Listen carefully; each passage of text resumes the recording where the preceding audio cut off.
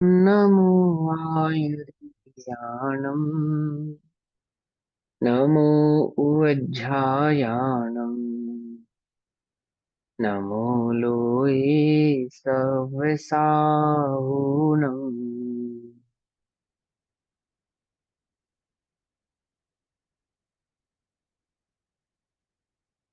ओंकारं बिन्दुसंयुक्तं नित्यं ध्यायन्ति योगिनः कामदं मोक्षदं चैव ओंकाराय नमो नमः। मङ्गलं भगवान् वीरो मङ्गलं गौतमो गणी मङ्गलं कुन्दकुन्दार्द्यो जैनधर्मोऽस्तु मङ्गलम्। सर्वमङ्गलमाङ्गल्यं सर्वकल्याणकारकं प्रधानां सर्वधर्माणां जैनं जयतु शासनम्। नमः समय साराय स्वानुभूत्य चकासते चित्स्वभावाय भावाय सर्वभावान्तरच्छिदे।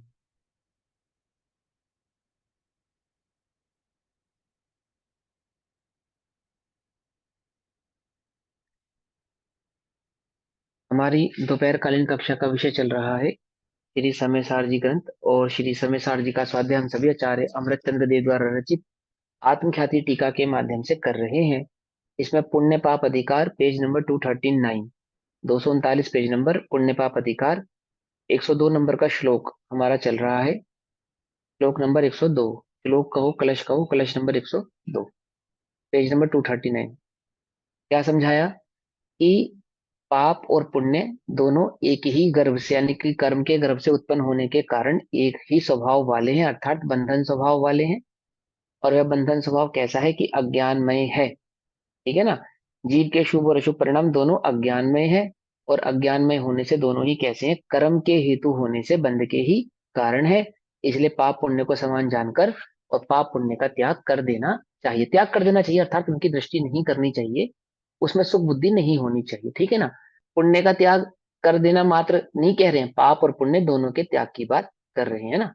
जब कहते हैं ना पाप और पुण्य का त्याग, तो पहले पाप का त्याग है फिर पुण्य का त्याग है। हम क्या करते हैं, पुण्य का पहले कर देते हैं, पाप का करते ही नहीं। क्या समझे नहीं समझे। पहले किसका करना, पहले पाप का त्याग करना, फिर किसका करना, फिर पुण्य का करना। ठीक। कौन कर सकता है, जो कर्म को कर्म जानेगा, कर्म को बंध का कारण जानेगा, वही ऐसा कर सकता है। जो पुण्य को भला जानेगा, पाप को बुरा जानेगा, वह नहीं कर सकता। जो पुण्य में प्रमादी होगा, है ना, पुण्य करने में प्रमादी होगा और पाप में स्वच्छंदी होगा, वह जीव भी पाप पुण्य के भेद को नहीं पहचानते, उनको त्याग नहीं सकते हैं। पुण्य पाप अधिकार के अंदर पाप पुण्य की एक जाति बताते हुए इसी कलश, जो कलश नंबर चलेगा 102 नंबर कलश, इसमें इसी भाव को स्पष्ट करके कहते हैं, हेतु स्वभाव वा हेतु स्वभावानुभावाश्रयाणाम तदापि भेदान ही कर्म भेदः त्वदन्त मार्ग श्रितमयेकमिष्टम स्वयं समस्तं खलु बंध हेतु। हेतु स्वभाव अनुभव आश्रयाणाम अर्थात कर्म का हेतु, कर्म का स्वभाव, कर्म का अनुभव और आश्रय, इन चारों का सदापि सदा ही अभेदताम अभेद होने से, ना ही कर्म भेद, कर्म में निश्चय से भेद नहीं है। अर्थात कर्म ही हेतु है कर्म का, कर्म ही स्वभाव है कर्म का, या यूं समझो बंध ही हेतु है कर्म का, बंध ही स्वभाव है कर्म का, बंध ही अनुभव है कर्म का और आश्रय भी बंध ही जानना। निश्चय से भेद नहीं है, एक ही है। इसलिए समस्त कर्म स्वयं निश्चय से कैसे हैं, बंध मार्ग आश्रितम, बंध मार्ग के आश्रित हैं। ठीक है ना। और बंध हेतु बंध का कारण है, बंध के ही आश्रित हैं, बंध का ही कारण है, बंध ही उनका स्वभाव है और बंधन ही अनुभव में आता है। अतः एकम इष्टम, कर्म एक ही माना गया है, उसे एक ही मानना योग्य है। अर्थात कर्म कहना या बंध कहना एक ही बात है। कर्म को ही बंध कहते हैं, बंध को ही कर्म कहते हैं। चार हेतु होने पर भी, उसके चार भाव होने पर भी, हेतु स्वभाव अनुभव और आश्रय, ऐसा भेद होने पर भी वे कैसे हैं, बंध रूप ही हैं। उन्हें बंद ही जानो और बंद जानकर उनका क्या करो, त्याग कर दो। क्या है बंद, उनको एक रूप से निज रूप से अनुभव करने पर पुण्य अच्छा और बुरा, शील और कुशील, ऐसा अनुभव करना अज्ञान है। और यह अज्ञान कैसा है कि बंध का कारण। अब यहां सिद्ध करते हैं कि शुभाशुभ दोनों कर्म अविशेषतया अर्थात अभेदतया, अविशेषतया अर्थात अभेदतया, अर्थात उन दोनों में कोई विशेषता नहीं है, मतलब इन दोनों में कोई भेद नहीं है। ठीक है ना। अब यहाँ सिद्ध करते हैं कि शुभाशुभ दोनों कर्म बिना किसी अंतर के अर्थात बिना किसी भेद के बंध के ही कारण है, अर्थात एक शील है एक कुशील है ऐसा ना होकर दोनों ही कुशील हैं, ऐसा कह रहे हैं। कुशील माने जिसका कोई शील ना हो, आचरण ना हो, अच्छा ना हो, जो बंध का कारण हो। ठीक है ना। शील का मतलब होता है मर्यादा, जिसकी मर्यादा ना हो उसका मतलब होता है कुशील। ठीक है ना। शील का अर्थ क्या होता है? मर्यादा, है ना। शील का अर्थ होता है मर्यादा, है। और मर्यादा से परे है वो कुशील है, अर्थात जिसकी मर्यादा अच्छी नहीं है वो परे है। तो क्या कहते हैं कि पुण्य और पाप की मर्यादा कैसी है कि एक की शील है एक की कुशील है ऐसा मानना मिथ्या है। ये दोनों ही कुशीलमय है, बंधमय है, अमर्यादित है, बंध के कारण है। ठीक है ना। यानी जीव की मर्यादा से बाहर है। कुशील क्या है कह रहे हैं, किस किस अपेक्षा से कह रहे हैं कि जीव का स्वभाव नहीं होने से, जीव की मर्यादा से बाहर होने के कारण जीव की अपेक्षा से वे कैसे हो गए? कुशील हो गए। अपनी मर्यादा को लांग के बाहर जाएगा ना, तो अपनी मर्यादा छोड़ना यानी कुशील भाव को ग्रहण करना। अपनी मर्यादा को छोड़ना, तो जीव अपनी मर्यादा को छोड़ रहा है। क्या छोड़ रहा है? कि स्वयं भाव को निज रूप न मानता हुआ कर्म में शील और कुशील ऐसे भाव को धारण करके, है ना, एक कर्म को छोड़ना और एक कर्म को अपनाना, है ना।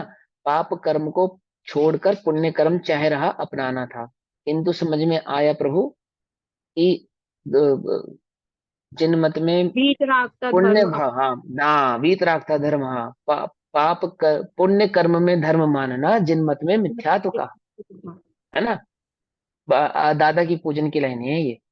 ठीक है ना। तो उसमें क्या है कि ये जो जीव का स्वभाव भाव है, अपने स्वभाव को छोड़कर कर्म के भाव को निज रूप माने, अच्छा या बुरा माने, ये कुशील भाव है। कुशील भाव तो अपनी मर्यादा छोड़कर पर की मर्यादा, मैंने पर की सीमा में प्रवेश करने का जो भाव है ये कुशील भाव है। तो क्या कहते हैं कि अब यहाँ सिद्ध करते हैं कि ये जो शुभाशुभ भाव हैं ये दोनों ही कैसे हैं? अविशेषतया अर्थात बिना किसी भेद के, बिना किसी अंतर के, बंध के ही कारण है। और बंध का कारण जानकर इनका क्या करना चाहिए? हमें इनका त्याग कर देना चाहिए। ठीक। त्याग कर देना चाहिए किसका? पुण्य का या पाप का? दोनों का। दोनों का मतलब कर्म का, कर्म का मतलब कि बंध का। ठीक है ना। जब हम कहते हैं पुण्य है तो वहां पुण्य है कहने का तात्पर्य क्या है कि पाप और पुण्य दोनों ही ये हैं, क्योंकि दोनों कैसे भिन्न भिन्न नहीं है। पाप और पुण्य में नाम भेद भले ही हो, नाम भेद भले ही हो, इन दोनों का क्या भेद नहीं है? कार्य भेद नहीं है। एक कहावत है ना लोक में, गुड़ ना खाना और गुड़ियानी की आस करना, सुनिए? नहीं सुनी? मतलब किसी व्यक्ति को शुगर हो गई, शुगर, तो डॉक्टर ने उसको क्या कहा कि तू गुड़ नहीं खाना। तो वो गुड़ तो नहीं खाता, परंतु गुड़ से बनी हुई समस्त वस्तुएं खाता है। क्या? ये गुड़ थोड़ी है, समझे? ये तो शक्कर पारा है, अर्थात ये तो गुड़ की चाय है, अर्थात ये तो गुड़ की मिठाई। गुड़ नहीं खाता, गुड़ नहीं खाता, क्या खाता है? गुड़ से बनी हुई वस्तुएं खाता है। तो बोलो भैया, गुड़ ना खाना और गुड़ से बनी वस्तुएं खाना, उसका रोग दूर होगा? नहीं होगा ना। तो गुड़ नहीं खाना और गुड़ियानी की आस करना, समझे? तो ऐसी इसकी स्थिति कि उसको बोला पुण्य नहीं करना, तो पुण्य नहीं करने का अर्थ ये थोड़ी था, पुण्य ही कहने का अर्थ ये थोड़ी था कि पाप प्रवृत्ति करना। ठीक है ना। क्यों? पुण्य और पाप की जाति समान है, गुड़ और गुड़ से बनी वस्तुएं की जाति समान है। कुछ बात है समझे? ठीक है ना। हाँ। एक जाट बीमार हो गया, तो डॉक्टर ने उसको बोला कि भैया तू एक काम कर, डबल रोटी खाया कर। क्या खाया कर? डबल रोटी। डबल रोटी क्या होती है? ब्रेड। हाँ, हल्के भोजन के लिए। तो क्या करने लगा? रोटी पे रोटी रख के खाने लगा। समझे? ऐसी ऐसी है अज्ञानी की स्थिति। समझे नहीं समझे? रोटी पे रोटी रख के खाने लगा और बीमार हो गया। डॉक्टर ने कहा क्या हुआ भाई? आपने कहा था डबल रोटी खानी है, सो तो मैं डबल रोटी खाता हूँ। डॉक्टर भी चौंक गया, अरे डबल रोटी खाने से बीमार कैसे हो गया, है ना। हालांकि डबल रोटी अच्छी बात नहीं है, पर ये तो एक शब्द का भाव समझाने के लिए है। ये वहां डबल रोटी का अर्थ रोटी पे रख के रोटी खाने नहीं था। वहां कहने का अर्थ था कि यह अनाज ना खा के तू हल्का अनाज यानी ब्रेड जैसी चीज खाएगा तो स्वस्थ रहेगा। हालांकि ब्रेड खाने से स्वस्थता नहीं आती, ये तो उदाहरण मात्र है। ऐसे ही यहाँ समझो कि पुण्य छोड़ने से धर्म प्रवृत्ति नहीं होती है, पुण्य और पाप दोनों ही प्रवृत्ति छोड़ने से धर्म प्रवृत्ति होती है। पुण्य है कहने का अर्थ पाप उपादेय है ऐसा नहीं है। पुण्य है कहने का अर्थ पाप और पुण्य दोनों ही सर्वथा है। क्यों? क्योंकि दोनों की एक जाति है, दोनों ही बंध के कारण है। ज्ञानी जीव पुण्य में प्रवृत्ति करते हैं, परंतु किस लिए करते हैं? शुद्धोपयोग के हेतु से करते हैं। कोई पुण्य को भला जानकर उसका आश्रय है लेते नहीं है। पाप प्रवृत्ति को सर्वथा बुरा जानते हैं और पुण्य को कदाचित उपादेय जानकर, शुद्धोपयोग को सर्वथा उपादेय जानकर मानकर, है ना, कदाचित पुण्य आदि भावों में भी प्रवृत्ति करते हैं। और समय सार में क्या समझाया गया है? क्यों करते हैं ऐसा? क्योंकि जो समय सार है, जो स्वयं समय सार रूप है, कर्ता कर्म अधिकार के अंत में समझा है ना, वही समय सार है, अनुभूति ही समय सार है, अनुभूति ही आत्मा है, अनुभूति ही सम्यक दर्शन है, अनुभूति ही सम्यक ज्ञान है। जो स्वयं समय सारमय है वे जानते हैं कि पाप और पुण्य की एक जाति है। जिस जिस प्रकार पाप ग्रहण करने योग्य नहीं है, उसी प्रकार पुण्य भी ग्रहण करने योग्य नहीं है। ठीक है ना?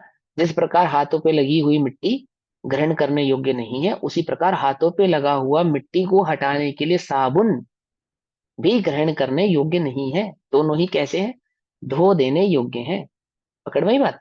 ऐसे ही एक शुद्धोपयोग ही एकमात्र उपादेय है, ग्रहण करने योग्य है। पाप भी ग्रहण करने योग्य नहीं है और पुण्य भी ग्रहण करने योग्य, पुण्य ग्रहण करने योग्य नहीं है। यह ताकत एकमात्र जैन धर्म में है। और ये बात मैं बिल्कुल पूरे डंके की चोट पे कह सकता हूँ, क्योंकि शट दर्शन समुच्चय को भली प्रकार से पढ़ने के बाद, समझने के बाद ये बात स्पष्ट रूप से समझ में आती है कि जगत में अन्य कोई, विश्व में ऐसा कोई धर्म ही नहीं है जिसमें इतनी ताकत हो जो ये बात कह सके कि पुण्य छोड़ने योग्य है। हे है एकमात्र जैन धर्म, जैन दर्शन ही ऐसा दर्शन है जो डंके की चोट पे ये बात कहता है कि पाप और पुण्य में कोई भेद नहीं, दोनों एक ही हैं, दोनों ही बंध के कारण हैं, जीव के संसार में परिभ्रमण के कारण। जैसे पाप परिभ्रमण का कारण है, ऐसा ही पुण्य परिभ्रमण का कारण है। क्यों? कर्म की एक जाति है, इन दोनों में क्या नहीं है? अंतर नहीं है। अब यहां सिद्ध करते हैं, क्या सिद्ध करते हैं? कि शुभाशुभ दोनों ही कर्म अविशेषतया अर्थात बिना किसी अंतर के बंध के कारण है। ठीक? क्या है अंतर? तो वर्णनीयम पिर्णीयलम बंददी कालाय संपिजः पुरिसम बंददी एवं जीवम सोहम सोहम वा कदम कम्मम। पुण्य पाप अधिकार गाथा नंबर 146 क्या कहते हैं? सोवनियम अर्थात स्वर्ण, सोवनियम ने स्वर्ण, स्वर्ण सोना, सोवनियम यानी कि स्वर्ण की बेड़ी, पी भी नियलम और लोहे की भी। देखो स्वर्ण की और लोहे की बेड़ी, नियलम अर्थात लोहा और नीणियम अर्थात बेड़ी और सोम अर्थात स्वर्ण। तो कहते हैं स्वर्ण की बेड़ी भी और लोहे की बेड़ी भी बंधादि बंध का कालायम, कालायसम, कालायसम का अर्थ होता है बेड़ी, मैंने गलत अर्थ कर दिया। सोवनियम यानी कि स्वर्ण की, पी भी नियलम अर्थात लोहे की भी, बंधादि बंध का कालायसम बेड़ी भी, जह जैसे पुरुषम पुरुष को कहते हैं, जैसे लोहे की और सोने की बेड़ी पुरुष को, किसी व्यक्ति को बंधादि अर्थात बांधती है, एवं जीवम उसी प्रकार जीव सुहम सुहम शुभाशुभ पर भावों से या शुभाशुभ कर्म से वा कदम किया है कम्मम कर्म अर्थात कर्म द्वारा बंधा जाता है। जिस प्रकार स्वर्ण और लोहा, अगर बेड़ी स्वर्ण की हो चाहे लोहे की हो, दोनों ही बेड़ियां कैसी है? बंध का कारण है। माने सीधी सी बात है, किसी को लोहे के पिंजरे में बंद किया जाए या किसी को स्वर्ण के पिंजरे में बंद किया जाए, किसी को हथकड़ी लोहे की लगाई जाए अथवा उसको स्वर्ण की बेड़ियों से बांधा जाए, तो भी बंधन तो बंधन ही रहता है। लोहे और स्वर्ण के भेद हो जाने से बंधन में भेद नहीं पड़ता। उसी प्रकार जीव को बांधते हैं कौन से शुभाशुभ भाव। बांधने की अपेक्षा से शुभाशुभ भावों में कोई भेद तो पड़ता नहीं है। ज्यों लोह की त्यों कनक की, जंजीर पक जकड़े पुरुष को, इस रीत से शुभ या अशुभ कृतकर्म बांधे जीव को। शुभ या अशुभ कृत किए हुए कर्म, कृत माने किए हुए कर्म कैसे हैं, जीव को बांधते हैं। जिस प्रकार लोहे की या स्वर्ण की कनक की जंजीर जकड़े पुरुष को बांधती है पुरुष को, यथा जैसे सोवर्णिकम अर्थात सोने की निगलम बेड़ी अपि भी पुरुषम पुरुष को बदनाती बांधती है। और कालायसन लोहे की अपि भी बांधती है। एवं इसी प्रकार शुभम व अशुभम, शुभ तथा अशुभ कृतम कर्म किया हुआ कर्म जीवम जीव को अविशेषतया अर्थात बांधता है। कोई विशेषण कोई विशेषता नहीं है कि जीव ने क्रम कर्म कृत अर्थात किया कौन सा शुभ या अशुभ। अब जीव कर्म करता है या नहीं करता है, कर्ता कर्म अधिकार में तो कर्ता बता रहे थे, यहाँ पे कर्ता का अर्थ क्या है, किया। निमित्त निमित्तिक संबंध। हाँ, निमित्त नैमित्तिक संबंध तो है ही। समय सार जी की अगर हम शैली में कहें तो कर्म किया का क्या अर्थ है, जीव ने कर्म किया, इसका क्या अर्थ है, जाना, क्या भाव है इस भाव। जीव ने जाना। मात्र जाना नहीं, निज रूप से अनुभव किया। हाँ जी। जीव ने बुद्धबल शुभ को भाव अपना को माना, निज को रूप। भोक्तृत्व, हाँ हाँ, कर्ता भोक्ता। ऐसे। हाँ देखो, कर्म का अर्थ समझना हमेशा। जब हम समय सारजी समझेंगे तो समय सारजी की शैली में जीव ने पाप कर्म किया, पुण्य कर्म किया, क्या अर्थ है इसका, कि जीव ने पाप को निज रूप से अनुभव किया, जीव ने पुण्य को निज रूप से अनुभव किया। निज रूप अनुभव करने को ही किया कहा जाता है। कर्ता कर्म अधिकार में इस भाव को स्पष्टतया समझाया। ठीक, तो ये बात नहीं भूलना, समझे। हाँ, जिस शैली के ग्रंथ को पढ़े उस ग्रंथ की शैली को सदैव अपने ध्यान में रखें। क्यों कर रखें इस बात को ध्यान में, कि इस तरह के क्वेश्चंस या डाउट्स क्रिएट नहीं होने चाहिए क्या, कि वहां तो आपने कहा था जीव करता नहीं है, यहाँ तो कहते किया, शुभ किया अशुभ किया, कि हाँ किया का अर्थ क्या, कि निज रूप से अनुभव किया। पुण्य कर्म मेरा है, मेरे सुख का कारण है, मैं इसको करूंगा तो मुझे सुख की प्राप्ति होगी। पाप कर्म बुरा है, ये मेरे करने योग्य नहीं है, इसके कारण मुझे दुख की प्राप्ति होगी। इस अज्ञान भाव को पर का अनुभव करना कहते हैं। मैं भूल स्वयं निज भय वैभव को पर ममता में अटकाया हूं, इस बात को तो भूल गया और क्या करने लगा, दिन रात शुभाशुभ भावों से मेरा व्यापार चला करता। बात समझ में ही नहीं, क्या चीज भूल गया, अपने ज्ञान स्वभाव को भूल गया। और क्या ज्ञान कर बैठा, कि शुभाशुभ मेरे कर्म है, मैं इनका करता हूं और इनके आधार से ही मैं भोगता हूं। पॉइंट पकड़ में आया? अब यहाँ फिर से पढ़ेंगे। जैसे सोने की बेड़ी भी पुरुष को बांधती है और लोहे की भी बांधती है, इसी प्रकार शुभ तथा अशुभ कर्म किया हुआ कर्म, शुभ तथा अशुभ किया हुआ कर्म जीवम जीव को अविशेषतया अर्थात बिना किसी भेद के बांधता है। क्या है, बंधन में स्वर्ण का और लोहे का कोई भेद होता नहीं है, बंधन मात्र बंधन ही होता है। जैसे सोने की और लोहे की बेड़ी बिना किसी भी अंतर के, बिना किसी भेद के पुरुष को बांधती है। अंतर के अर्थात भेद के, बिना किसी विशेषता के क्या करती है, पुरुष को बांधती है, क्योंकि बंधन भाव की अपेक्षा से उसमें कोई अंतर नहीं है। ठीक है, देखो, अम, दिग्विजय के लिए जब भरत निकले तो उनके साथ उनकी पूरी सेना थी।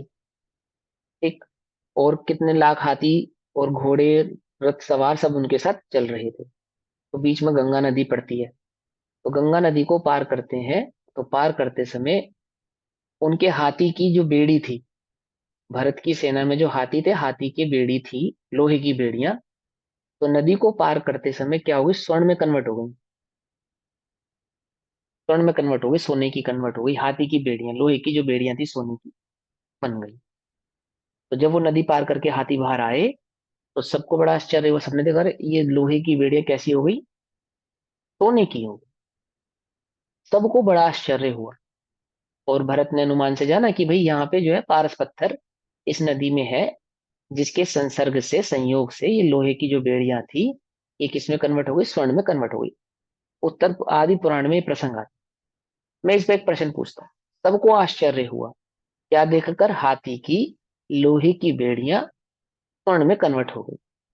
हाथी को आश्चर्य हुआ या नहीं हुआ? हाथी को क्या फर्क पड़ा, हाथी की चाल में क्या फर्क पड़ा, और उसके बंधन में क्या फर्क?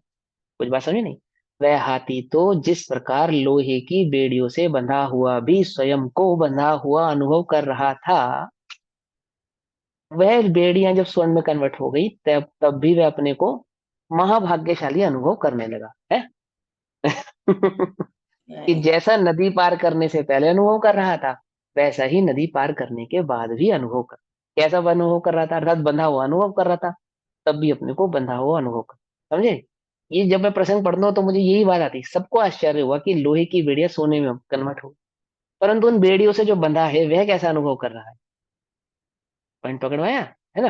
तो क्या उदाहरण दे रहे हैं यहाँ पे कि बंधन तो स्वर्ण से किया जावे अथवा लोहे का किया जावे, बंधन तो बंधन ही है, एक समान ही रहता है, उसमें कोई अंतर, विशेष अंतर तो पड़ता नहीं, क्योंकि बंधन भाव की अपेक्षा से उनमें कोई अंतर नहीं है ना, जो बंधा है कोई अंतर नहीं।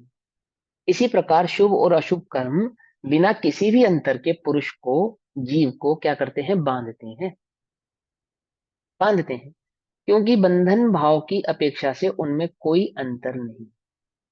क्या कहा? बंधन भाव की अपेक्षा से क्या नहीं है, कोई अंतर नहीं, स्वतंत्रता नहीं है उसमें, क्या है, बंधन है। बंधन क्या है, कुशील है। सुशीलता क्या है, शील क्या है, स्वतंत्रता शील है। जीव अपने स्वतंत्र भाव में रहे ना, स्वतंत्रता वह शील है। और जो एक दूसरे को बांधे हुए कैसा है, वह कुशील है। अब दोनों कर्मों का निषेध करते हैं क्योंकि दोनों ही बंध स्वरूप है, दोनों ही बांधने वाले हैं, पाप और पुण्य में कोई भेद नहीं है। इस हेतु से एक सिद्ध करने के बाद अब इन दोनों का ही क्या करते हैं, निषेध करते हैं। ध्यान से समझ लो ना, उल्टा नहीं पकड़ना। पाप और पुण्य हे हैं, है ना, किस प्रकार से है, बंध की अपेक्षा से दोनों ही हे हैं। तो हमें पुण्य का उपाय करना चाहिए नहीं करना चाहिए, बोलो भैया। जब तक शुद्धोपयोग नहीं होता तब तक पुण्य में बने रहना चाहिए।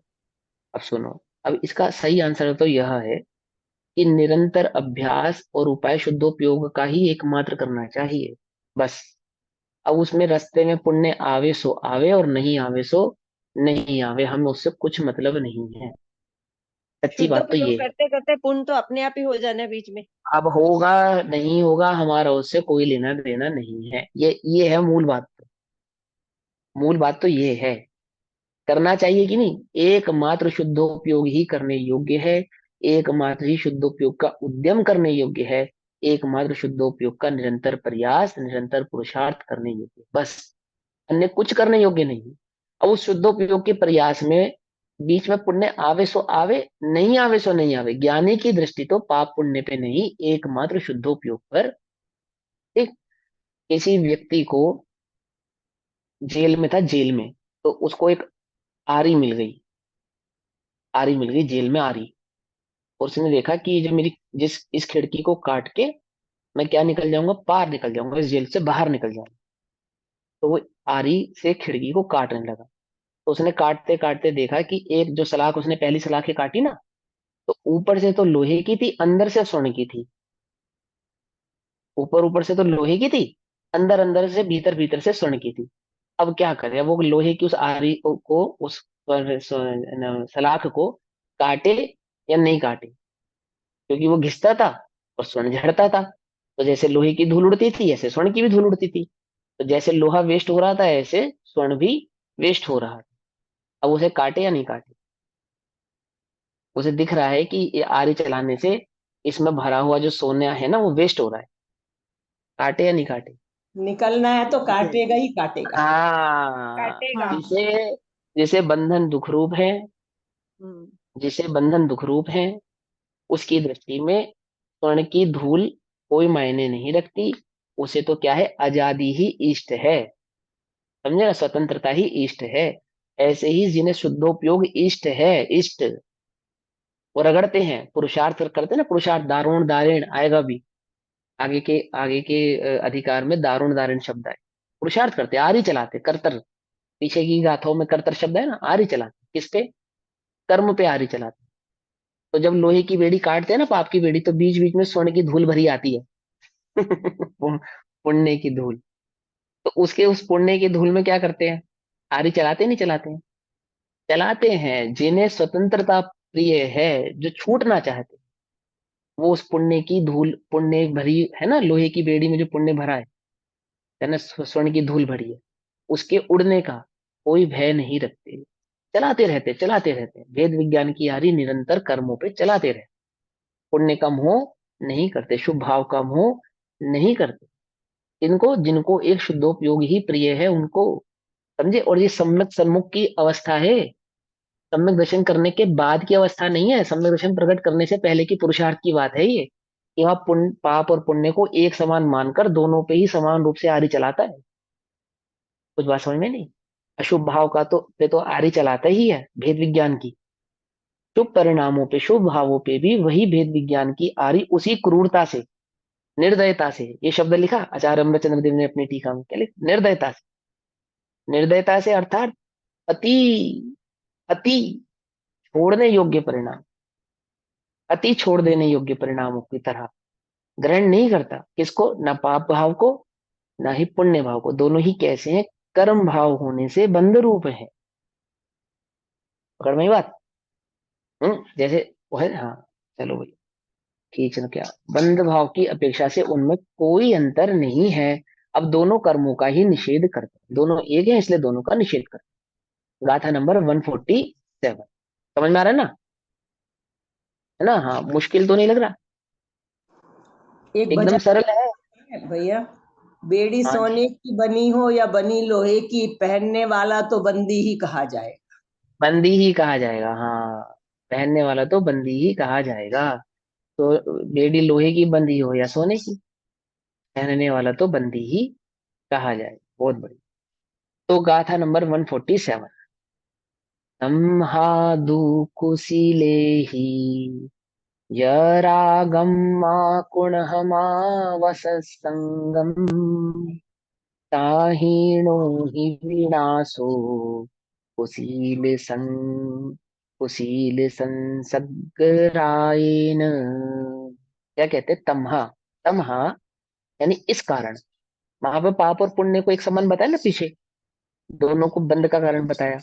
तो क्योंकि दोनों एक ही है, बंध के ही कारण है, बंध स्वरूप ही है, इसलिए इस कारण तमहा दु कुशीले ही, कुशील, उन दोनों को कुशील जानकर, तमहा दु कुशीले ही, दोनों को, इसी कारण दोनों को, दु माने दोनों को, किन दोनों को, पाप और पुण्य को, कुशीले ही अर्थात कुशील जानकर, रागम माँ, राग मत, माँ नहीं, मत करो। क्या मत करो, राग मत करो। किससे राग मत करो, पाप और पुण्य में राग मत करो। पुनः करो, माँ मत करो, अथवा सत्संग, संग भी मत करो। क्या कहते हैं कि दोनों में, उन दोनों को बंध का कारण जानकर, इन दोनों को, पाप और पुण्य को, दोनों ही कैसे हैं, कुशील है, कुशीले ही, ये दोनों कुशील है, इसलिए इनसे क्या मत करो, राग मत करो। राग माँ कुढ़ा, माँ वास संगम, उनका संसर्ग यानी संग भी मत करो। उनसे राग भी मत करो और उनका संसर्ग भी मत करो। ओहो, राग तो करो ही मत, क्या नहीं करो, संसर्ग भी मत करो। आई बात समझ में। अभी तुम थोड़ी देर पहले संसर्ग की बात कर रहे थे कि पाप और पुण्य है ग्रहण करने योग्य नहीं है, परंतु पुण्य का संसर्ग करो पाप छोड़ने के लिए, जब तक क्या नहीं होता, शुद्ध उपयोग नहीं होता, ऐसा कह रहे थे ना आचार्य, कह रहे संसर्ग भी मत करो, राग तो करो ही मत, लेकिन संसर्ग भी मत करो। क्यों, एकमात्र संसर्ग किसका करना है, शुद्धोपयोग का करना है। हो रहा है तो भी, नहीं हो रहा तो भी संसर्ग किसका करो, एकमात्र शुद्धोपयोग करने का ही उद्यम करो। मैं पुण्य का संसर्ग इसलिए करूं कि मुझे किसका संसर्ग होगा, शुद्धोपयोग का, इस दृष्टि से नहीं। अभ्यास किसका करते रहो, मात्र देखो, बच्चे को हैंड राइटिंग सिखाते ना, हैंड राइटिंग, तो सुंदर अक्षर बनाना सिखाते, तो सुंदर अक्षर बनाने के बीच में वो खराब अक्षर भी बनाता है। ठीक है, तो कोई टीचर ये कहता है कि पहले इसे खराब अक्षर बनाना सिखाओ, फिर सुंदर अक्षर बनाना सिखाओ? क्या ऐसा कोई कहता है कि जितना ये बनाना सीख गया ना खराब अक्षर टूटा फूटा, पहले इसको इतना बनाने दो? कि नहीं, भले ही ये खराब अक्षर का 1000 बार अभ्यास करे, परंतु निरंतर अभ्यास तो वह सुंदर अक्षर बनाने का ही करे। मेरी बात समझ रहे हैं? 1000 बार खराब अक्षर बनाए, वो तो बनाएगा ही। कब तक बनाए? जब तक सुंदर नहीं बन जाता तब तक बनाए। तो खराब अक्षर का अभ्यास कर रहा है, ये सुंदर अक्षर बनाने का अभ्यास कर रहा है? सुंदर समझे नहीं अक्षर समझे बनाने का मैंने? अभ्यास कर रहा है। हाँ, निरंतर अभ्यास, निरंतर दृष्टि, निरंतर पुरुषार्थ जो सुंदर अक्षर बनाने का किया जाएगा, और बीच बीच में खराब अक्षर भी आएंगे, बनते जाएंगे, वो हमारा उनसे कुछ भी सारोकार लेना देना नहीं है। कोई मंतव्य हमारा उनके साथ ना संग है, एक ना उनके तरीके से। साथ हमारा राग है ना? इसी प्रकार हमारा जो अभ्यास है, जो हमारा तत्व ज्ञान है, जो हमारा तत्व निर्णय है ना, जो हमारा पुरुषार्थ है, एकमात्र किसके लिए होना चाहिए? एकमात्र शुद्धोपयोग के लिए ही होना चाहिए। अब बीच में पुण्य पड़ता है तो पढ़ो, हमारी दृष्टि उस पे नहीं है, वह हमारे लिए ग्रहण करने योग्य नहीं है, वह हमारे लिए उपादेय नहीं है, आदर्श नहीं है। क्या है? एकमात्र शुद्धोपयोग ही उपादेय है, एकमात्र शुद्धोपयोग ही आदर्श है।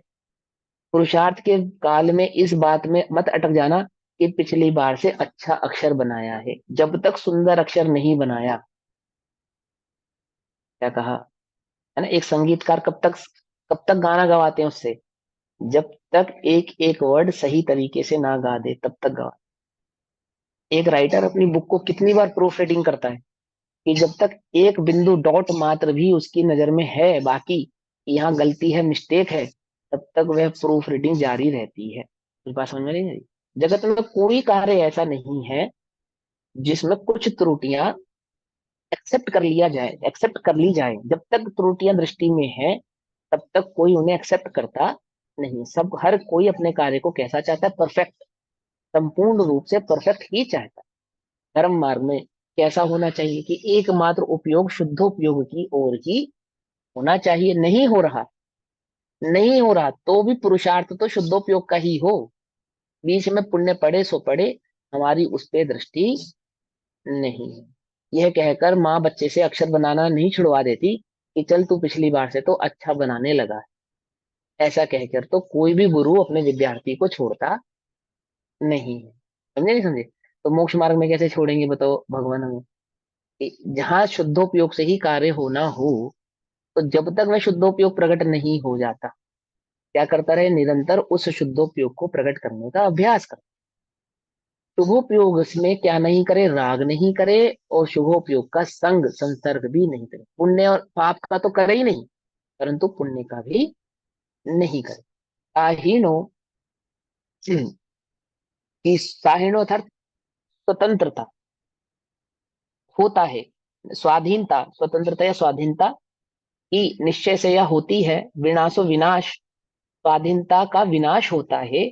कुशील संग रायण, कुशील के संग और राग से, पाप और पुण्य के राग से, पाप और पुण्य के संग से क्या होता है? स्वतंत्रता का विनाशो अर्थात विनाश होता है। आई बात समझ में? इसलिए नहीं करो कि पाप छोड़ने के लिए पुण्य का संग तो कर लूं, क्यों? तंबाकू छोड़ने के लिए सिगरेट पी लूं? क्या? नहीं समझे? भाई तंबाकू छोड़ना है, इसके लिए क्या कर लूं? सिगरेट पीने लग जाता हूँ? कि नहीं भैया नहीं, तंबाकू से भी कैंसर होता है, सिगरेट से भी कैंसर होता है। इस तंबाकू से कैंसर तो होता है, पर उससे दांत भी खराब होते हैं। सिगरेट से दांत तो नहीं खराब होंगे।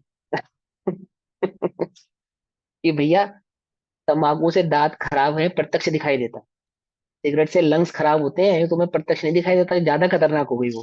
कुछ बात समझ में नहीं? क्या? खराब तो हो ही रहा है ना। एक को भला जान के दूसरे बुरे को, एक को बुरा जानकर दूसरे बुरे को इसलिए ग्रहण करे कि वो पिछले वाले से भला है, ऐसा नहीं है। ऐसा नहीं। ठीक है ना? तो क्या है? एकमात्र उपयोग शुद्धोपयोग को प्रकट करने का ही पुरुषार्थ शुद्धोपयोग को प्रकट करने का ही निरंतर होना चाहिए। बीच में पुण्य हो तो हो, नहीं हो तो नहीं हो, हमारी उस पर दृष्टि नहीं। ये बात और है, ये बात और है कि शुद्धोपयोग का प्रयास करने वालों को सहज ही पुण्य भाव होता है, सहज ही होता है। ये बात और है, लेकिन क्या है, उनकी दृष्टि नहीं है। क्या कह रहे हैं आचार्य देव कि इन दोनों से क्या होता है, विनाश होता है। कुशील के संग से, कुशील के राग से विनाश होता है। किसका? स्वतंत्रता का, स्वाधीनता का विनाश होता है। इससे करो नहीं रागवा, संसर्ग उभय कुशील का। उभय अर्थात दोनों, उभय अर्थात दोनों। इससे करो नहीं रागवा, संसर्ग उभय कुशील का। इस कुशील के संसर्ग से है नाश तुझ स्वतंत्र का। अर्थात तेरी स्वतंत्रता का क्या होता है, इस कुशील से नाश हो। समझे? अभी हम क्या कर रहे हैं, पुण्य कर रहे हैं या नहीं कर रहे हैं? अभी हम क्या कर रहे हैं, शास्त्र स्वाध्याय कर रहे हैं ना, तो पुण्य कर रहे हैं या नहीं कर रहे हैं? कि हम एकमात्र शुद्धोपयोग को प्रकट करने का पुरुषार्थ कर रहे हैं, ये लक्ष्य है हमारा। अब हो रहा है तो हो, क्या कह रहे हैं, पुण्य हो रहा है तो हो, हमारी तो उसमें कोई दृष्टि नहीं है, हमारी तो उसकी कोई रुचि नहीं। कषाय की मंदता की भी कोई रुचि नहीं है, वो उल्टा नहीं पकड़ना। क्यों रुचि नहीं है? क्योंकि हमें कषायों की रुचि नहीं है, इसलिए उसमें तीव्र और मंदता होवे सो होवे, हमें तो उसकी रुचि नहीं। पकड़ में उल्टा नहीं पकड़ना।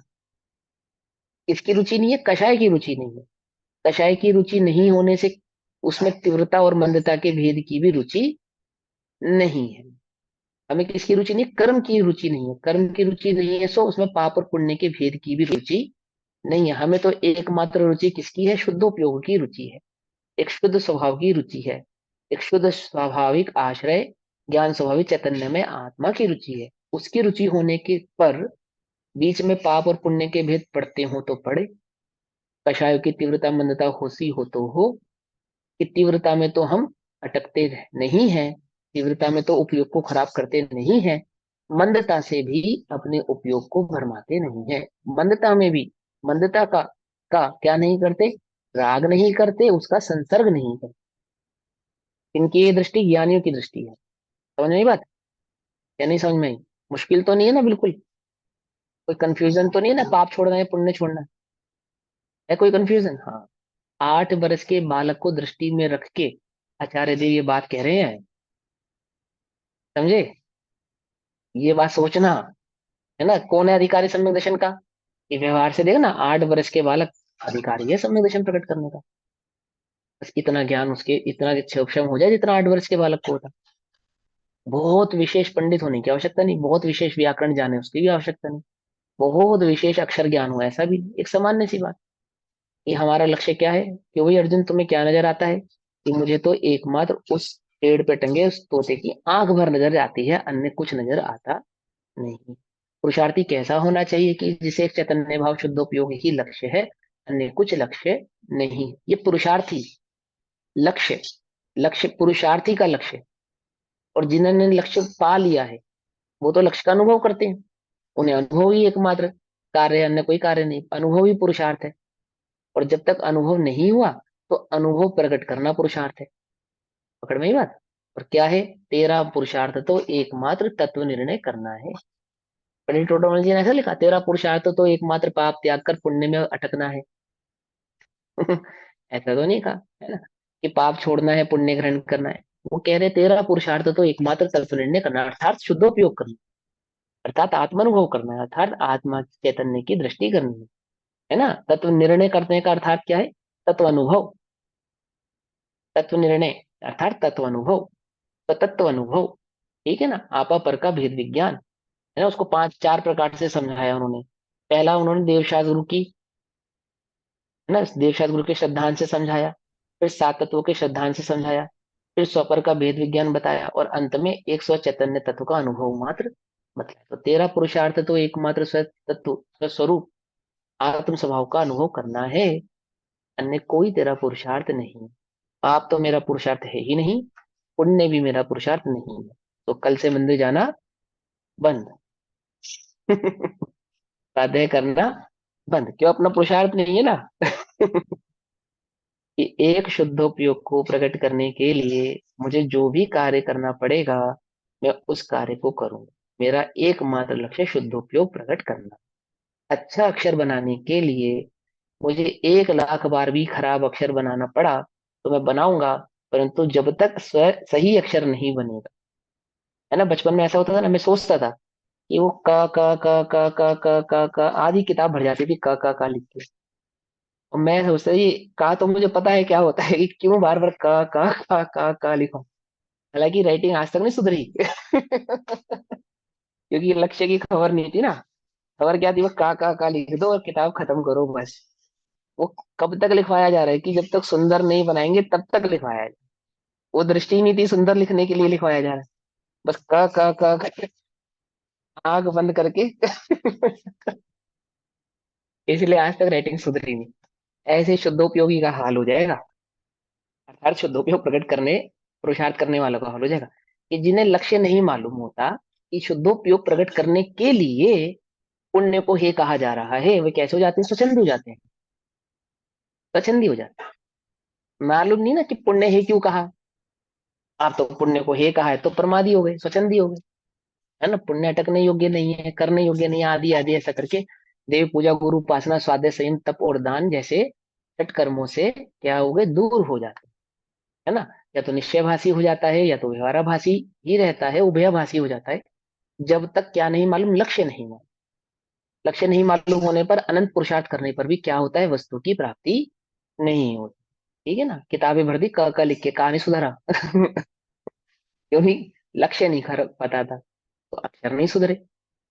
ऐसे ही जिस जब तक शुद्धोपयोगी की खबर नहीं होगी, शुद्धोपयोग को लक्ष्य नहीं बनाओगे, तब तक पाप पुण्य के हे के भाव को नहीं समझ में आ पाओगे, नहीं पहचान में आएगी बात कि पाप और पुण्य में, पाप और पुण्य की एकता क्यों है, और पुण्य को पाप के समान हे क्यों कहा है।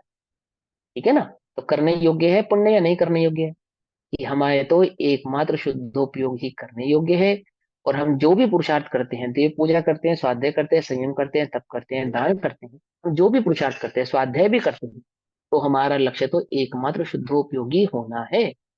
इस शुद्धोपयोगी होने के काल में जब तक शुद्धोपयोग प्रकट ना हो, से उपशम ज्ञान बढ़ता हो सो बढ़ो, नहीं बढ़ता हो सो नहीं बढ़ो। उसके बढ़ने पे हम रिझते नहीं है, उसके नहीं बढ़ने से हम खींचते नहीं। है ना। क्षोभशम ज्ञान, वाद्य संबंधी क्षोभशम ज्ञान, है ना। क्रिया में सुधार आता है सो आओ, अगर उल्टा नहीं पकड़ना। और नहीं आता है सो भी मत घबराओ, उल्टा नहीं पकड़ना भैया, है ना। क्यों? क्योंकि अपना लक्ष्य तो एकमात्र शुद्धोपयोग को प्रकट करना। शुद्धोपयोग प्रकट करना है, दैट मीन्स आत्म अनुभव प्रकट करना। चैतन्य भाव को, चैतन्य भाव में, निज भाव में निज भाव को स्थापित करना है, स्थिर करना है। यही एकमात्र हमारा क्या है? लक्ष्य है। ठीक है। कौन है मोक्ष अधिकारी? आचार्य अमृतचंद्र देव ने कहा है ये रहे मोक्ष अधिकारी। क्यों? हम स्वपर के भेद विज्ञान को जानते हैं, स्व चैतन्य भाव को स्व चैतन्य भाव में निज रूप में मानते हैं, पर के कर्ता नहीं बनते, पर को निज रूप से अनुभव नहीं करते, पर मेरा ही इस भाव को धारण नहीं करते। और पुण्य पाप अधिकार की अपेक्षा से कहें तो पाप और पुण्य में भेद नहीं करते, भेद नहीं करते। हम उसी निर्दयता से, इस निर्दयता से, जिस निर्दयता से पाप पर आरी चलाते हैं, उसी निर्दयता से हम पुण्य पर भी आरी चलाते हैं। समझे? ये निर्दयता शब्द मेरा नहीं है, ये आचार्य अमृतचंद्र देव ने दिया। निर्दयता पूर्वक क्या करो? आरी चलाओ। किस पे? भेद विज्ञान की आरी। कर्म पे, निज में, पर के प्रति जो तुम्हारा एकत्व, ममत्व, कर्तृत्व और भोक्तत्व बुद्धि है, उस मिथ्या बुद्धि पर क्या चलाओ? आरी चलाओ। तो क्या कहते हैं? इससे करो नहीं रागवा संसर्ग उभय कुशील का, इस कुशील के संसर्ग से है नाज नाश तुझ स्वतंत्रता का। तस्मात तू, इसलिए, तस्मात तू इसलिए, कुशीलाभ्याम, इन दोनों कुशीलों के साथ, अर्थात इन दोनों ही अमर्यादित भावों के साथ, कुशील भाव किस लिए कहा? अमर्यादित भाव। वो अब्रह्म वाले कुशील नहीं है यहाँ पे, जिसको व्यवहार से अब्रह्म कहते हैं। कुशील पाप, 5 पापों वाला कुशील पाप, है ना। हालांकि उसकी अगर आप सही तरीके से व्याख्या समझेंगे तो उसका अर्थ भी यही है। लेकिन यहाँ समझे ना, कुशील क्यों कहते हैं? अमर्यादित भाव, यानी कि यह मेरा नहीं है, उसको अपना मानना। पाप और पुण्य में भेद करना, जिनमें भेद नहीं है उनमें भेद करना, पहला कुशील भाव ये। और फिर एक को भला जान के उसको ग्रहण करना, और दूसरे को बुरा जान के उसको छोड़ने का जो परिणाम है, एक को सुख का कारण एक को दुख का कारण मानने का जो परिणाम है, ये कैसा है? ये कुशील भाव है। कुशीलाभ्याम, इन दोनों कुशीलों के साथ। समझे? मुनिराज पुण्य करते हैं या नहीं करते? मुनिराज पुण्य करते हैं नहीं करते? अच्छा, मुनिराज नहीं करते, ठीक है। और श्रावक करते हैं या नहीं करते? ये श्रावक करते हैं, है ना। है ना। कि तत्व ज्ञानी कोई भी हो, वह पाप और पुण्य दोनों ही नहीं करते। समझे? जिन्हें तत्व की रुचि है, जो तत्व अनुभवी है, वे कैसे हैं? कि वे पाप और पुण्य के कर्ता नहीं है। आई बात समझ में या नहीं समझ में आई? कि मुनिराज तो पुण्य करते ही नहीं, और श्रावक तो करते हैं। यहाँ करते हैं ना, मंदिर बनाते हैं, दान करते हैं, प्याऊ लगवाते हैं, है ना, साधर्मियों की सेवा करते हैं, वात्सल्य करते हैं। कि ओहो, ये तुम्हें दिखता है, वे ये सब कार्य वो एकमात्र शुद्ध उपयोग की प्राप्ति के लिए ही करते हैं। क्या कहा? कैसे? जब तक हमें शुद्धोपयोग की प्राप्ति, और प्राप्ति होने के बाद क्या करते हैं? कि जो मुनिराज करते हैं। क्या समझे? नहीं समझे? कि जिसकी प्राप्ति हुई है उसका आनंद करते हैं, उसका वेदन करते हैं। आपने 2 4 5 घंटे खीर बनाने में लगाए, उसके बाद क्या करते हैं? खीर का सेवन करते हैं। नहीं समझ? पुरुषार्थ कब तक करते हैं? जब तक नहीं बन जाती तभी तभी तक करते हैं ना। और बन जाने के बाद, व्यंजन बन जाने के बाद उसका सेवन करते हैं। ऐसे ही पुरुषार्थ कब तक करते हैं? जब तक स्वानुभव प्रकट नहीं होता। तो कई प्रकार के पुरुषार्थ करने पड़ते हैं। तो बोलो, बर्तन, खीर बनाने के लिए बर्तन साफ होना चाहिए या गंदा? बोलो भैया, साफ होना चाहिए। तो साफ बर्तन का खीर से क्या लेना देना? बर्तन का खीर से क्या लेना देना? कि अरे भैया, तुम शांति से बैठे रहो, और जो हम कर रहे हैं हमें करना है ना। बर्तन में साबुन लगा रहेगा तो खीर का दूध क्या होगा? फट जाएगा, खीर नहीं बनेगी, पनीर बन जाएगा। कुछ बात समझ में नहीं? है ना। और उसमें शक्कर की जगह नमक पड़ जाए या अन्य कोई वस्तु पड़ जाएगी तो क्या, खीर नहीं बनेगी। ऐसे कितने सारी चीजें ना, तो कुछ कितने सारे कार्य तो ऐसे करते हैं जो उपयोगी हैं, और कितने सारे कार्य ऐसे भी करते हैं जो अनुपयोगी। जैसे खीर में मेवा का क्या लेना देना? कि मेवा का भले ही कुछ नहीं है, पर स्वाद बनता है उससे, डालते हैं, है ना। अन्य अन्य वस्तु डालते हैं, केसर डालते हैं, ऐसा ऐसा डालते हैं। हजार उठ पाए जो भी वो करते हैं, एक्स वाई जेड, अपने को नहीं मालूम। अपने को क्या मालूम है? मूल भाव यह है कि एक स्वादिष्ट व्यंजन तैयार करना है, जिसका सेवन स्वयं भी करना है, औरों को भी कराना। इस उद्देश्य से हजार प्रकार के कार्य को करते हैं। व्यंजन तैयार हो जाने के बाद क्या करते हैं? कि व्यंजन का सेवन स्वयं भी करते हैं, औरों को भी कराते हैं, उसका आनंद लेते हैं। ऐसे ही पुरुषार्थ करता है कौन? जैसे श्रावक का पुरुषार्थ की बात करें, कि श्रावक तो पुण्य करता है ना, तो पुण्य उन्य कुछ नहीं करता। उसका भी समस्त पुरुषार्थ एकमात्र शुद्धोपयोग की प्राप्ति के लिए ही। और मुनिराज क्या करते हैं? कि शुद्धोपयोग प्राप्त हो जाने के बाद का कार्य मुनिराज करते हैं। हम श्रावक क्या करेंगे? कि शुद्धोपयोग प्राप्त होने के बाद हम भी वही कार्य करेंगे जो मुनिराज करते हैं। तब तो धन्य सु अवसर। शुद्धोपयोग में ये मंदिर बनाना, दान पुण्य करना, फिर ये कैसे मतलब?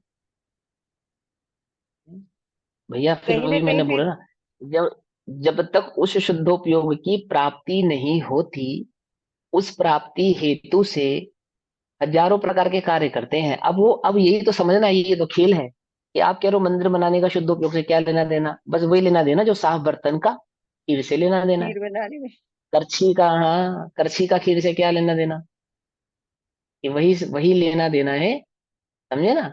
वही शुद्धोपयोग का, उससे लेना देना है, स्वाध्याय से, दान से, मंदिर बनाने से, पूजा अर्चना करने से। यही संबंध है उनका, जो संबंध है ना, रोटी बनाने का तवे से, चकला से, बेलन से, अन्य अन्य वस्तुओं से, है ना, वही संबंध उससे है। बन जाने के बाद क्या करते हैं? अनुभव करते हैं।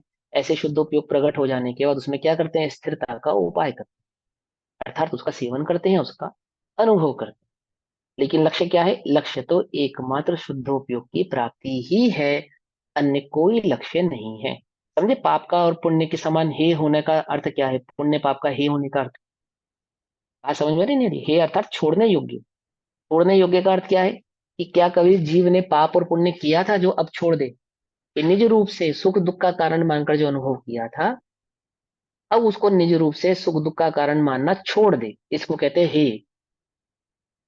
इसको कहते हैं हे। और क्या था कि कभी भी एक बार भी क्या नहीं करी थी? पर से विभक्त क्या नहीं है? उपलब्धि सुलभ नहीं है किसकी? स्वात्म की। जो ये कार्य अनादि से कभी नहीं किया था, इस एक एक शुद्धोपयोग को प्रकट करने का अभ्यास करना शुरू कर दे। समझे ना? तो अभ्यास किसका है? पुरुषार्थ किसका करना है? एक शुद्धोपयोग प्रकट करने के पुरुषार्थ को ही कहते हैं पाप और पुण्य का हे जानना, या हे कहना, या उसको हे करना। हे अर्थात उसमें जो सुख बुद्धि है अथवा उसमें जो दुख बुद्धि है, उसमें जो निज रूप से निज भाव की बुद्धि थी, निज भाव का जो वेदन था, निज भाव का अनुभव था कि मेरे करने योग्य है, मैं करूंगा तो अमुक प्रकार के फल को पाऊंगा, आदि आदि। इस प्रकार के भाव का क्या करते? त्याग कर दे। और एकमात्र ही शुद्धोपयोग मेरे करने योग्य है, एकमात्र शुद्धोपयोग ही मुझे होने योग्य है, एकमात्र शुद्धोपयोग ही मेरा लक्ष्य है, अन्य कोई मेरा लक्ष्य नहीं है। मुनिराज भी 28 मूल गुणों के अलावा जो अन्य दुर्धर तप तपते हैं, तो एकमात्र शुद्धोपयोग के हेतु से ही करते हैं। कोई तप उनका लक्ष्य नहीं है। क्या कहा? करते तपशैल शिखर तट तल करते तपशैल नदी नदी शिखर तट तट तट पर पर, पर, नदी तट करते पर, तपस्या नदी की तट पर घड़ियों में तरुतल समता वर्षा स्नान की किया करते, सुख दुख की घड़ियों दोनों में, ही घड़ियों हाँ में। घड़ियों में, हाँ सुख दुख दोनों ही घड़ियों में समता रस पान किया करते। समता रस पान किया करते का मतलब क्या है? वो समता रस, शुद्धोपयोग आत्मा में किया हाँ जाना, समता शुद्धोपयोग किया। रस। अभी ये पढ़ा था ना निज रस। निज रस ये ना, वो निज रस ही समता रस है। समता रस, समता रस अर्थात वीतराग भाव का रस। वीतराग भाव कहाँ से प्रकट होता है? एकमात्र शुद्धोपयोग के आश्रय से ही प्रकट होता है, अन्य किसी के आश्रय से प्रकट होता नहीं है, हो सकता नहीं है। क्या कहा? अरिहंतों के सिद्धों के आश्रय से भी समता रस प्रकट नहीं होता, एकमात्र स्वरूप के आश्रय से ही समता रस अर्थात वह वीतराग भाव प्रकट होता। समता रस पान किया करते। कौन सा रस? पेड़ों से झड़ने वाला कोई अमृत है जिसका पान करते हैं वो, कोई संजीवनी बूटी लाकर देता है जिसका रस पान करते हैं वो, अनुभव करते हैं। ठीक है ना?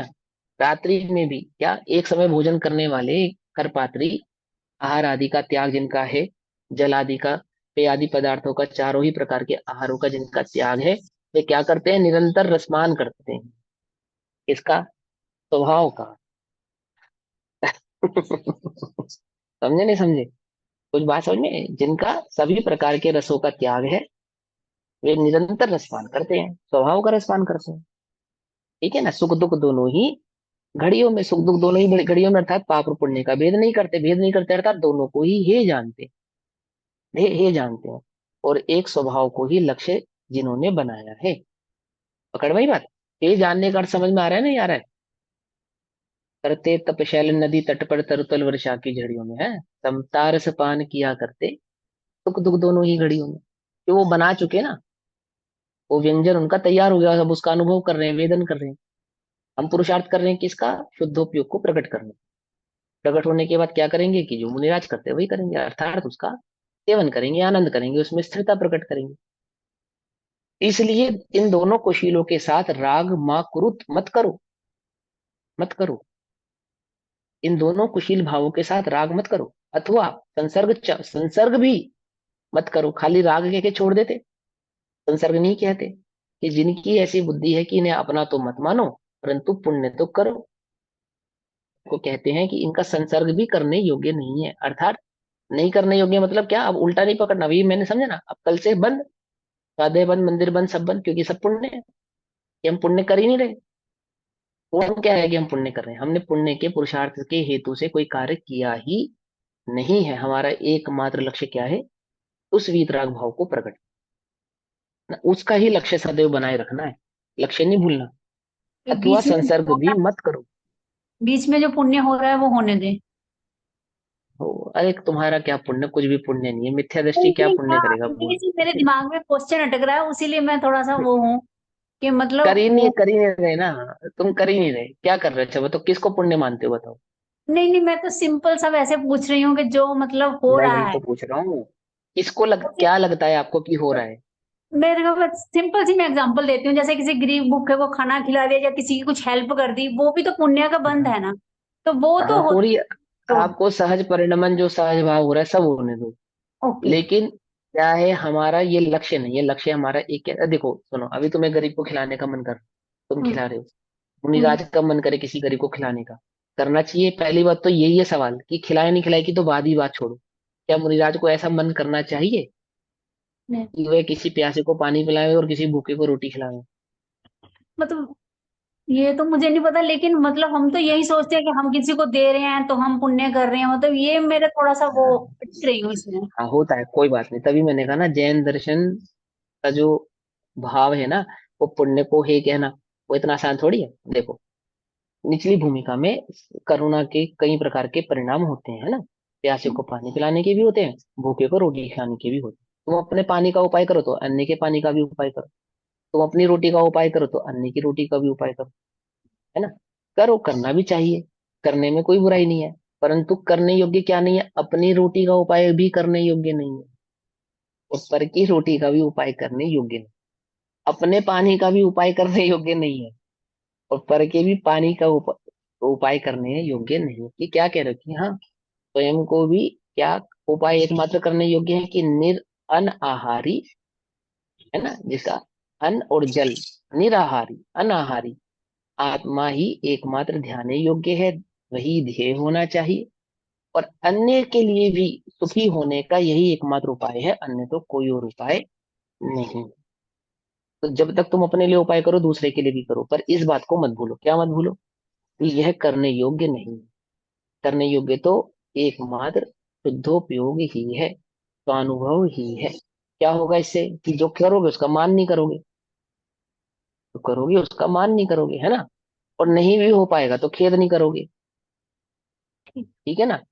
और इसलिए धन कमाने की चेष्टा नहीं करना कि दान कर देना है। दान हो जाए तो भी सही, नहीं हो पाए तो भी सही।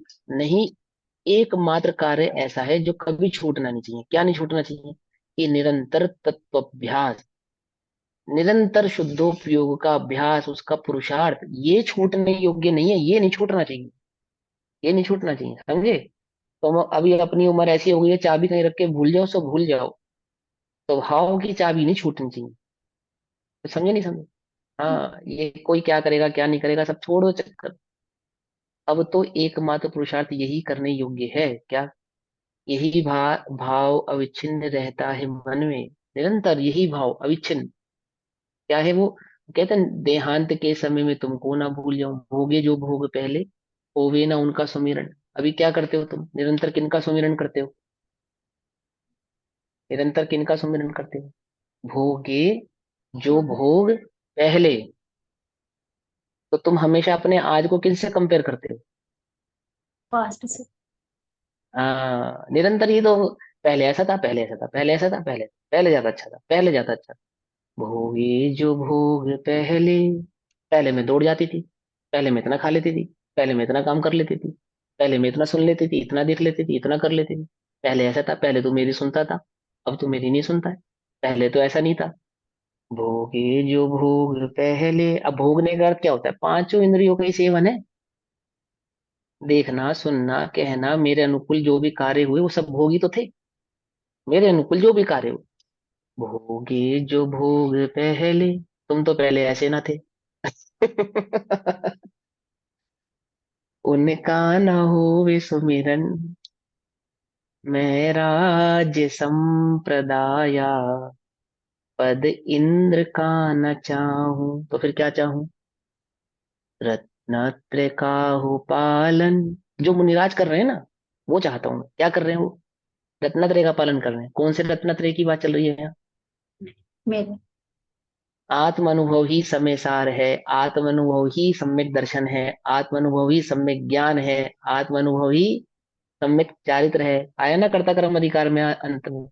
रत्नत्रय क्या है? एकमात्र आत्म अनुभव ही है, अन्य कुछ नहीं है। तो उनमें ज्ञान दर्शन चारित्र का भेद करते हो तो करो, वह तीनों एक ही है। रत्नत्रय का हो पालन, पालन, पालन अनुभव, एक एक स्वभाव का ही अनुभव हो। ओ अंत में समाधि, है ना, शिव राम प्रार्थना यह है, क्या है, जीवन सफल बनाओ। क्या है इस मनुष्य पंचेंद्रिय पर्याय की सफलता? कि मुझे एक शुद्धोपयोग प्रकट हो, यही इस जीवन की क्या है, सफलता है। समझे नहीं समझे, या नहीं समझे? हाँ। तो हम अभी तो कह समय देते हुआ। जैसे हम हाँ कह हाँ देते हैं बोलो। कि मैं जैसे अब जिनवाणी सुन रही हूँ, तो ये भी तो मेरे पुण्य का उदय है कि मैं उदय जिनवाणी सुन होने दो। रही हूँ, जो नहीं सुन पा उदय, रहे। देखो अगर सच्ची बात कहे समय सार की शैली हाँ में, तो हाँ ये मात्र पुद्गल का परिणमन है। जिनवाणी सुनना किसे कहता है? व्यवहार में हम जिनवाणी सुनते हैं, पढ़ते हैं, पढ़ाते हैं, ऐसा कहते हैं। और निश्चय से जिनवाणी सुनने का मतलब है आत्मानुभव करना, उसको सुन के अंतर में धारण करना। देखो आपने अपने बच्चे को बोला कि बेटा बाजार जाते समय एक एक्स वाई जेड आइटम ले आना। वो बाजार भी गया, सामान भी लेकर आया, पर आपने जो सामान कहा था वो नहीं लाया। तो तुम क्या कहते हो? तेरे से तो कहना या नहीं कहना एक बराबर है, यही कहते हो ना। तो जिनवाणी सुनना का क्या अर्थ है? कि नहीं सुनना और सुनना एक बराबर है। कब तक? जब तक सम्यक दर्शन प्रकट नहीं करो तब तक। सुनने का अर्थ क्या है? क्या अर्थ है सुनने का? अपने ज्ञान में। हाँ, अनुभव प्रकट करना, निज रूप अनुभव निरंतर। करना। हाँ, अनुभव करना, निरंतर तत्वभ्यास में लगे रहना, निरंतर एकमात्र आत्मा ही ध्येय होना, आत्मा ही ध्यान होना, शुद्धोपयोग ही ध्येय होना, वही लक्ष्य होना, अन्य अन्य कोई लक्ष्य नहीं होना। और फिर उसके बीच में कुछ भी होता रहे, स्वाध्याय करते समय भी लक्ष्य आत्मा है, स्वाध्याय नहीं करते समय भी लक्ष्य आत्मा ही है। समझे नहीं समझे? आप समझ। पुण्य का कोई भेद नहीं है। हाँ, मैंने जो हमें हमारे लक्ष्य से भटकाए वह तो हमें करना ही नहीं, और जो हमारे लक्ष्य में सहयोगी बने उसका सहयोग भी कब तक? जब तक लक्ष्य की प्राप्ति ना हो जावे, मात्र तब तक, बस। समझे या नहीं समझे? समझ हाँ। समझ। संसर्ग भी मत करो, मत करो, क्योंकि कुशील संसर्ग रागीण, कुशील के साथ संसर्ग और राग करने से स्वाधीन है विनाशः, स्वाधीनता का नाश होता है, अथवा तो अपने द्वारा ही अपना घात होता है, अपना ही विनाश होता है। स्वाधीनता का विनाश होता है, अर्थात अपना ही विनाश होता है। इसलिए क्या नहीं करो? इनका संसर्ग नहीं करो। बाकी चर्चा हम कल करेंगे, तब तक के लिए सभी को जय जिनेन्द्र। ओम नमः सिद्धि। निधि निधि ने निधि में बताई, यह अनंत उपकार है।